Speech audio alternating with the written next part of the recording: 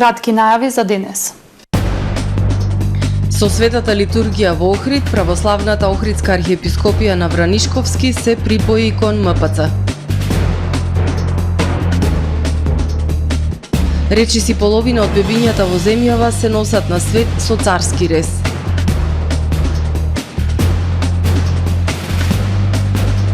Од денес родителите ќе можат да поднесат електронско барање за упис на новороденче.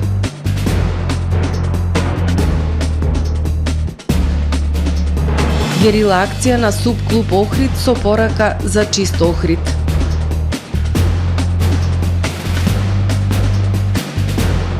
Луксузен бункер наменет за руската елита ќе се гради во Москва. Со содржините во дневникот започнуваме повременската прогноза. Останете со нас. Трпе Инвест ви донесува метео на ТВМ.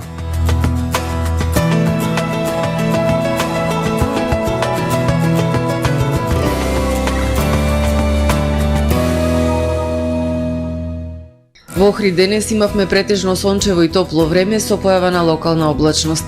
Во попладневните часови локален развој на нестабилност со услови за дожд. Максималната дневна температура 23 степени Целзиусови. Во вторник во поголем дел од европскиот континент ќе превладува стабилно и релативно топло време со сончеви периоди. Во централна Европа, како и во делови на Пиринејскиот, Апенинскиот и Балканскиот полуостров, умерено облачно и нестабилно време со услови за врнежи од дожд и грмотевици. На Балканскиот полуостров утре умерено облачно и нестабилно време со врнежи од дожд, ветровито и свежо. Во јужните и во источните предели ќе превладува претежно сончево и топло време со појава на локална облачност. Максималните дневни температури од 20 до 28 степени. Во Македонија во вторник по свежото утро со температури кои што ќе се движат во интервал од 9 до 18 степени, во текот на денот ќе превладува претежно сончево и топло време со појава на локална облачност. Во попладневните часови, локално во западните, северните и крајните источни предели на земјава, услови за развој на нестабилност, која може да услови умерено облачно и нестабилно време со врнежи од дожд и грмотевици, а локално со поројни врнежи и услови за појава на невреме. Максималната дневна температура во Македонија утре ќе достигне до 18, односно до 28 степени. УВ индексот ќе има вредност 6. Во Охрид во вторник ќе превладува претежно сончево и топло време со појава на локална облачност. Во попладневните часови развој на нестабилност која што ќе услови нестабилно време со врнежи од дожд и грмотевици. Минималната температура од 14 степени додека пак дневната ќе достигне до 23 степени. Во среда и четврток во првата половина од денот ќе превладува претежно сончево и топло време со појава на локална облачност, а попладне повторно развој на нестабилност кој што ќе услови умерено облачно и нестабилно време со врнежи од дожд. Минималната температура од 13 степени, дневната до 23, односно до 24 степени. Во петок умерено облачно и нестабилно време со врнежи од дожд и дневна температура до 24 степени.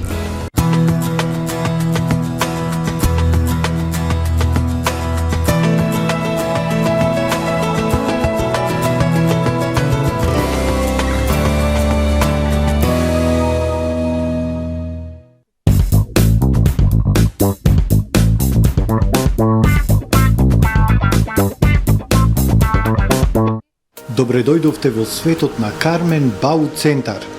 Во беспрекорно уреден продажен простор, купувањето во еден Бау Центар никогаш не било попријатно. Со гордост ви го представуваме нашиот шоурум Мараци, со најголем избор на плочки од мараци и санитарија од светски познатите брендови Грое, Колпасан, Идеал Стандард, Рока, Унитас. На располагање ви е нашиот архитект, кој ќе ви помогне во осмислување на вашиот проект. Располагаме со најбогатата палета на ламинат во државава.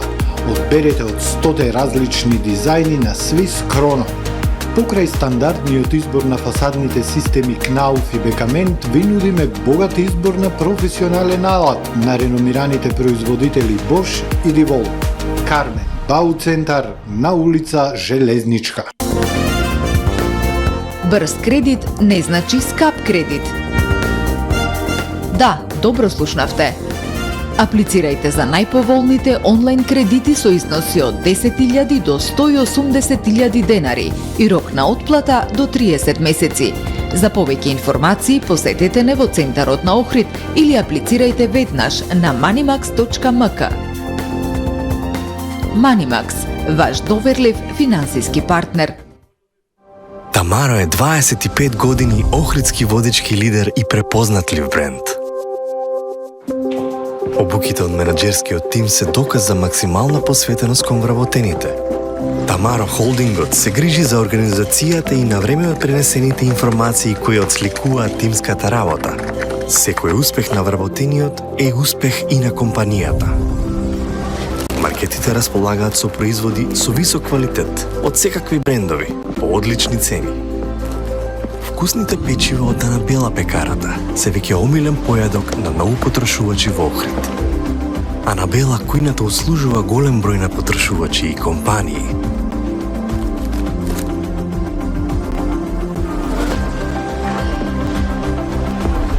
Рибарата е секогаш снабдена со најразлични видови на риба и морски плодови. А месарниците располагаат со свежо месо и месни производи во секое време. Уживајте во својот охридски домаќин. Тамаро, повеќе од маркет.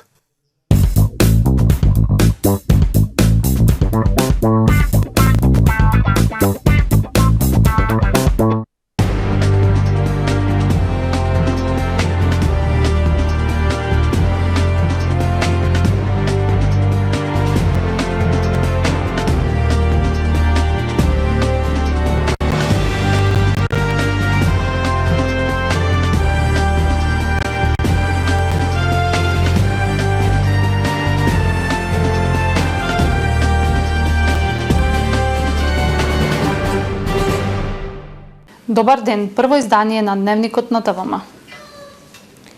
Македонската православна црква се обедини со православната Охридска архиепископија на Вранишковски, а тој стана митрополит на МПЦ. Оваа одлука беше кажана денес на Светата архиерејска литургија по повод годишнината од доделувањето на Томосот за автокефалност на Македонската православна црква Охридска архиепископија од страна на Српската православна црква, која се одржа во Катедралната црква Света Софија во Охрид. Со Света архиерејска литургија утрово во Катедралната Света Софија во Охрид се одбележа годишнината од доделувањето на Томосот за автокефалност на Македонската православна црква Охридска архиепископија од страна на Соборот на Српската православна црква. Оваа богослужба има историска важност, бидејќи го означи обединувањето на трите црквени структури МПЦ-ОА, СПЦ и ПОА на Вранишковски, по одлуката на Светиот архиерејски синод на СПЦ на заседанието минатиот месец за доделување канонски отпуст на православната Охридска архиепископија на Вранишковски и незино интегрирање во МПЦ-ОА. Четирите владици на ПОА заедно со свештениците се враќаат во Македонската православна црква Охридска архиепископија. Јован Вранишковски стана митрополит на МПЦ-ОА. Оваа одлука ќе биде потврдена и на синодот на МПЦ-ОА на 20 јуни годинава. И во тешките 2,5 столетија по неканонското забранување на дејноста на Охридската архиепископија, како боголюбив народ, покажавме дека нашиот однос со Бога е толку длабок, што никакви надворешни и историски условени пречки не можат да го нарушат. Голем број свештени лица, владици, монаси, митрополити и верници денес беа дел од богослужбата на обединување, љубов и разбирање.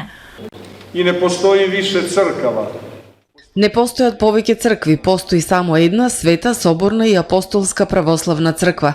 Постојат организации и администрација, епископии, митрополии на автокефалните цркви, но секоја автокефална црква е во нераскинлива врска со сите други помесни цркви. Македонскиот архиепископ господин Стефан го одликуваше патриархот Порфирий со орден Свети Климент Охридски, а патриархот за возврат му го подари својот жезол.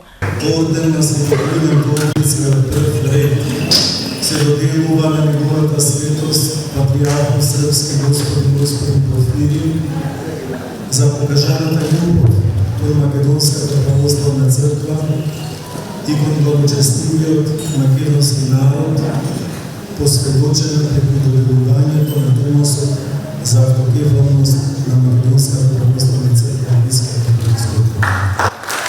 Српскиот патриарх Порфирий на 5 јуни лани му врачи акт на поглаварот на МПЦО господин Стефан, со кој се потврди одлуката на СПЦ да ја одобри автокефалноста на МПЦО, ставајќи крај на 55 годишниот спор меѓу двете цркви. 28 седница на Советот на општина Охрид во четврток 8 јуни, на дневен ред 16 точки. Во четврток 8 јуни ќе се одржи 28-та седница на Советот на општина Охрид. Советниците ќе одлучуваат за измени на програмата за поддршка на локалниот економски развој на општина Охрид за 2023 година и за програмата за поттикнување на развојот на туризмот за 2023 година. Потоа на дневен ред се повеќе предлог програми за измени и дополнување на програмите за 2023 година и тоа за финансиските потреби на територијалната противпожарна единица, за заштита на животната средина и природата, за активностите на општина Охрид во областа на културата, на програмата за спорт и рекреација, за изработка на урбанистички планови на територијата на општина Охрид за 2023 година, развојна програма за капиталните инвестиции на општина Охрид во областа на основното и средното образование во период 2023-2025 година, измени и дополнување на годишната програма на општина Охрид за здравствена и социјална заштита за 2023 година, за енергетска ефикасност, за уредување на градежно земјиште за 2023-2025 година, дополнување на програмата за урбана опрема, изградба и одржување за 2023 година. На крај, советниците ќе одлучуваат за предлог одлука за изменување и дополнување на буџетот на општина Охрид за 2023 година и за извршување на буџетот на општина Охрид за 2023. Се известуваат сите учесници во сообраќајот дека утре, 6 јуни, на улицата Марко Цепенков, ќе се изведуваат градежни активности. Со цел непречено и безбедно одвивање на активностите, се молат сите учесници во сообраќајот да ја избегнуваат оваа улица и да не се паркираат на истата, информираат од локалната самоуправа. Речиси половина од бебињата во земјава се носат на свет со царски рез. Зафат кој, иако изгледа полесен, е поопасен за родилките поради можните компликации. Дополнително, ваквите зафати представуваат оптеретување на здравствениот систем, како кадровски, така и логистички. Загрижува високата стапка на породување со царски рез во земјава. Пациентките, мислејќи дека е побезбедно, информирајќи се преку медиумите и интернет и слушајќи разни приказни за тоа колку е страшно природното породување, го одбираат царскиот рез. Загрижуваат и податоците на Светската здравствена организација, кои велат дека стапката на породување со царски рез во светски рамки бележи огромен пораст од 7, сега е дојдена до 21%.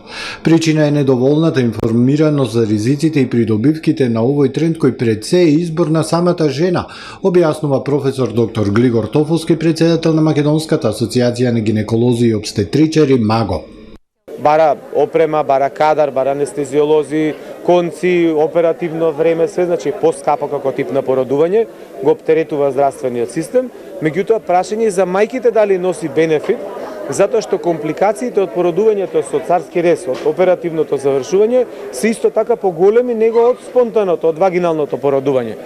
И во смисла на крварења, компликации од операцијата, инфекции, секундарен инфертилитет, значи подоцнежната неможност да се остане бремена или да се остане, така да сите тие се зголемени во оваа категорија. Имено според Светската здравствена организација, породувањата со царски рез се значително зголемени. Во регионот во 90-тите години од минатиот век беше околу 10%, а сега процентот е зголемен околу 21%, што значи некаде 31% се пораѓаат со царски рез. Но во Македонија стапката е од 42 до 43%. Речиси половина од бебињата во нашата земја се раѓаат со царски рез. Самите лекари, меѓутоа и самите пациентки не се доволно упатени во приказката што се ризиците и што е користа од самото породување по вагинален пат. Од една страна, веројатно, некојаш се чини поедноставно жената да се оперира со царски рез, тоа е операција која трае околу 1 сат, доколку нема некакви компликации, процесот се завршува и тоа е на прв поглед, темпирано породување, кратко трае сето тоа. Во можеби некаде има и во приватниот сектор и финансиски причини. Во светот на пациентките не им се дава можност да избираат царски рез. Се упатуваат во така наречени пренатални школи, каде одат со своите партнери, роднини или пријатели и ги учат предностите и учествуваат во целиот процес на раѓање. Самиот процес на раѓање трае од 8 до 12 часот. Не смее да се занемари улогата и на акушерката. Во современиот свет пациентките со низок ризик на бременост се породуваат само со помош на акушерките и тоа 20% од нив дури. Родителите од сега ќе имаат можност да поднесат електронско барање за упис на нивното новороденче, без да имаат потреба да одат до шалтерите на управата за водење матични книги. Аплицирањето на услугата ќе биде преку порталот услуги.gov.mk, кој овозможува поднесување за барање на овој извод лесно и без доцнење, рече министерот за здравство Фатмир Меджити на денешната промоција на услугата електронски извод. До крајот на годината ќе се промовираат повеќе од 150 нови онлайн услуги на националниот портал за e-услуги. Со ова новина се олеснува постапка за издавање извод на родени и се овозможува родителите да не одат по шалтери во институциите, туку веднаш во породилиштата да поднесат барање за електронски извод и истиот да го добијат за неколку дена во електронска форма на нивните електронски адреси. Инаку постапката се спроведува со логирање на системот за единствена најава. Сакам да напоменам дека системот е поддржан со комплетни мерки за заштита на податоци, приватноста и безбедноста на податоци се во прв план при нашите напори.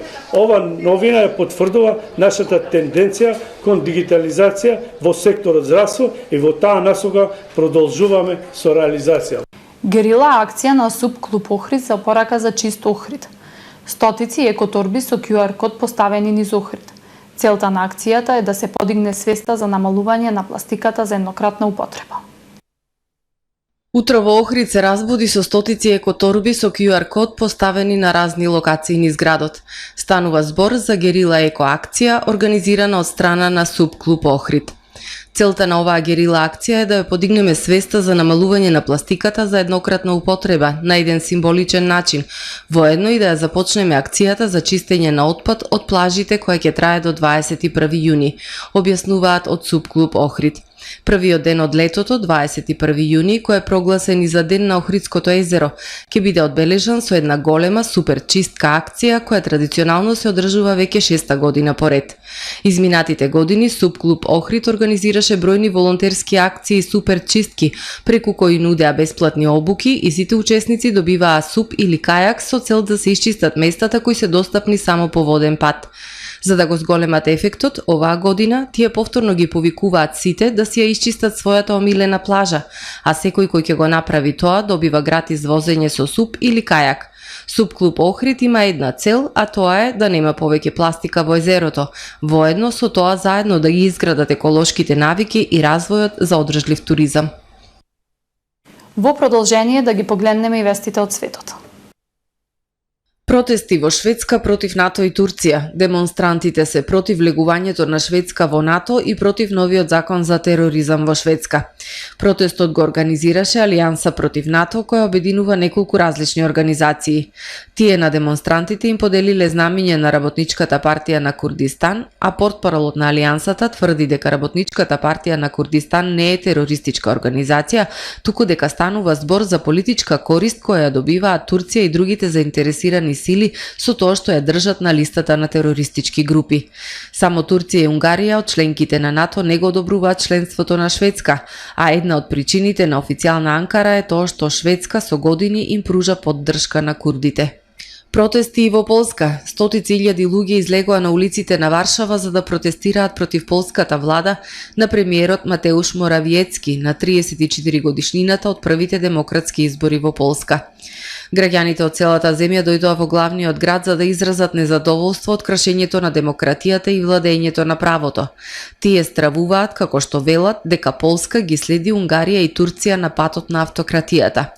Лидерот на опозицијата и поранешен премиер Доналд Туск им порача на приврзаниците: "Заедно со вас ќе се борам за слободна Полска." Туск во првиот ред чекореше заедно со легендарниот работнички лидер Лех Валенса, кој во 1980 година беше предводник на штрајкот во бродоградилиштето во Гдајнск и по демократскиот пресврт стана претседател на Полска. Повторно се сруши мостот во изградба на реката Ганг во Индија втор пат во последните 14 месеци. Не е пријавено дали има жртви или повредени. Наредена е истрага која ќе утврди кој од надлежните е одговорен. Дел од истиот мост се сруши на 30 април минатата година и како причина беше наведен лабав кабел, но граѓаните обвинија за корупција и дека се сомневаат за употреба на неквалитетни градежни материјали. Мостот започна да се гради уште во февруари 2014 година и требаше да биде завршен до март 2020, но завршувањето се одложи за повеќе од 3 години, а новата несреќа може дополнително да го продолжи крајниот рок за уште неколку години, тврдат стручњаците од Индија. Луксузен бункер наменет за руската елита ќе се гради во Кремљ. Бункерот ќе може да прими 800 лица и ќе се наоѓа под експлозивната централна клиничка болница во Москва, за да ја заштити руската елита од напади со украински беспилотни летала и ракети, пишува Телеграф. Плановите се за изградба на бункер со системи за ладење со филтрирање да може да се исчисти воздухот од хемиско оружје за масовно уништување. Исто така во бункерот ќе може да се вршат медицински зафати во воени услови, пишуваат медиумите за тендерската документација. Инаку Москва има длабок систем на метро, дизајниран од советски инженери за да издржи нуклеарен напад.